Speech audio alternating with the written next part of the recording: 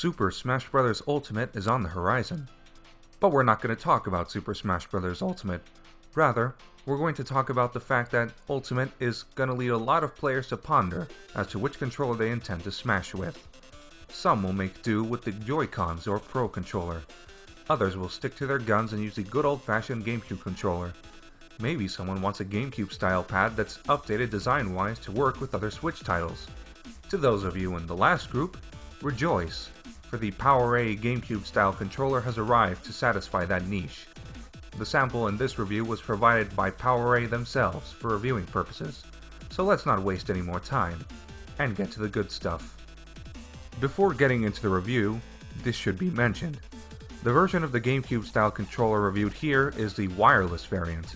For those looking for a controller that's easier to bring to tournaments and the like, there does exist a wired version without select added features, but overall should work the same. With that out of the way, let's continue. As advertised, the PowerA GameCube controller is built to resemble the original. Compared side by side, the two look and feel alike. One of the key differences between the standard GameCube controller and the PowerA variant is the added shoulder button. This ensures full compatibility with all Switch titles, which is technically possible with a standard GameCube pad, but that tends to gimp you in certain Switch games. Specifically talking about the wireless version now, it runs on two AA batteries, and has a slot underneath for them.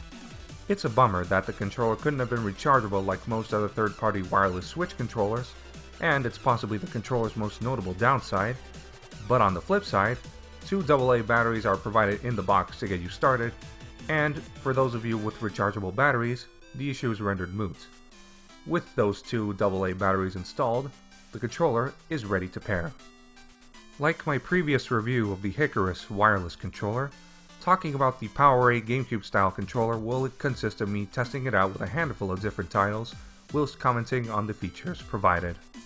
The wireless variant of the PowerA GameCube-style controller goes a bit further than its wired counterpart and adds in motion controls to give the controller extra compatibility with games supporting the feature. There's something about the motion controls in this controller that just feel better than similar counterparts, but it could be just me. Either way, the motion controls work as you'd expect them to. This feature, as you might expect, is excluded from the wired variant. Compared to an official Pro controller, the PowerA GameCube variant is missing HD Rumble and NFC functionality. The latter is understandable since most third-party controllers opt to exclude it, but the lack of Rumble is another slight bummer, but nothing to get fussed over. Though speaking of the Pro controller, the PowerA GameCube-style controller is essentially an official Pro controller in a GameCube shell. Muscle memory might throw you off at first, and you don't normally push the sticks down on GameCube controllers, but give it time to adjust, and the PowerA can feasibly serve as an alternative Pro controller due to the added shoulder button. The feel of this controller is fantastic. Every button responded as I wanted it to, and there wasn't a hint of input lag as I played despite being wireless. This was especially handy for those kinds of games that demand fast reaction times, so the PowerA controller won't let you down there. It's also nice that the PowerA controller cuts down on the kind of fluff you'd see on other third-party controllers, such as excluding turbo functions, which are situational as is and maybe not the most optimal thing to use. Going off track for a moment, considering that this was specifically asked of me by someone once I received the controller, the D-pad is actually pretty good. I loaded up the NES library and played some titles to see how it handled for 2D platformers exclusively, and it didn't fail me.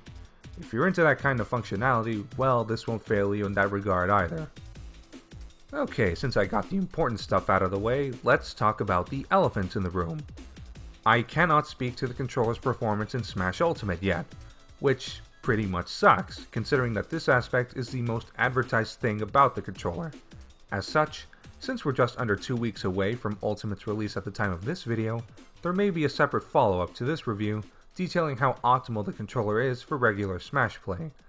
But judging by my thoughts on the controller right now, I don't expect my views to change at all. This is it right here.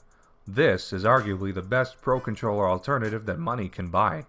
Full compatibility with Switch games, solid build, comfortable to use, coming in wired and wireless variants, all in a familiar, fan-favorite controller design.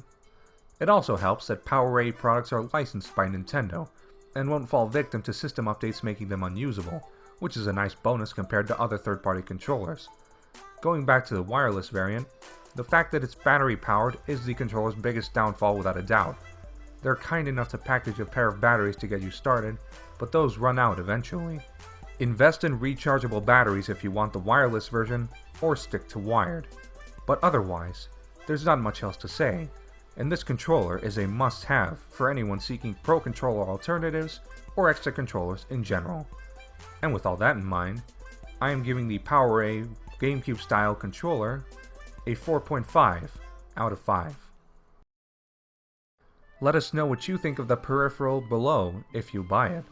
A special thanks to PowerA for making the review possible, and our patrons, who help keep our site up and running. Make sure to like the video if you want to see more, and subscribe for more news straight from the source.